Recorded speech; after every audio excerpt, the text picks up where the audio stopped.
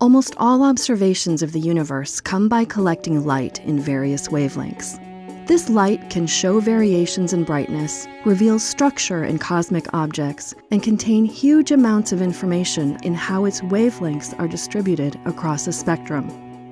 Researchers have captured these details for decades, even centuries, but often they are limited to just a brief snapshot of an object in space, a single still image. In recent years, scientists have been making more observations with a fourth component, time. Space isn't static, and recording data through a given duration, called time-domain astronomy, tracks how details of an object, like brightness, spectrum, location, and structure, change. An object can vary, it can move, or it can do both. There are three main classes of how an object can vary in time: periodic, quasi-periodic, and transient. Periodic change means there is a regular, fixed pattern to the change.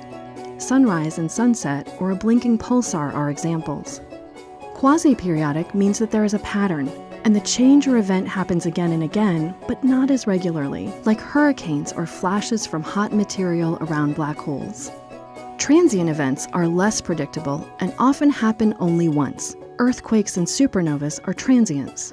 These are the hardest to observe because they can be brief and start unexpectedly. If telescopes aren't looking in the right place, they miss the beginning or even the entire event. NASA's upcoming Nancy Grace Roman Space Telescope will be specially equipped to be a groundbreaking tool for time-domain astronomy. It will observe from space, so it won't have daily time restrictions like ground-based telescopes, which can only observe at night. It will have image quality like Hubble, but with a field of view at least 100 times larger, so it will be able to observe large portions of the sky all at once.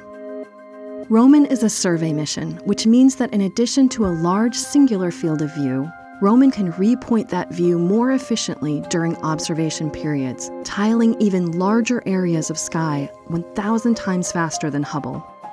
For one of these, called the Galactic Bulge Survey, Roman will aim its expansive view at the center of our galaxy and observe a 2-square-degree region in infrared wavelengths that cut through the obscuring dust to reveal millions of stars. During this survey, Roman will take a new image every 2 minutes for more than 62 days, and then repeat this 6 times over 5 years for a total of 400 days of coverage. Roman will be watching for planets transiting or eclipsing their host stars, and rare gravitational lensing events where gravity of foreground objects lenses the light of background stars, causing changes in brightness. These peaks can reveal new planetary systems, rogue planets untethered to a star, and even black holes that would otherwise be invisible. A single snapshot of the sky can't show these events. They require constant or very regular monitoring to reveal. Roman's main objective in this survey is simply finding new planets and black holes. Astronomers anticipate that Roman could discover over 1,000 microlensing and 100,000 transiting planets from this survey alone. Observatories like the James Webb Space Telescope can then follow up with a narrower, more targeted view and learn key details about the most interesting discoveries. Roman will also perform time-oriented surveys aimed at furthering our understanding of the universe's history and future. With its wide and steady gaze, the Nancy Grace Roman Space Telescope will be a key player in the future of time-domain astronomy.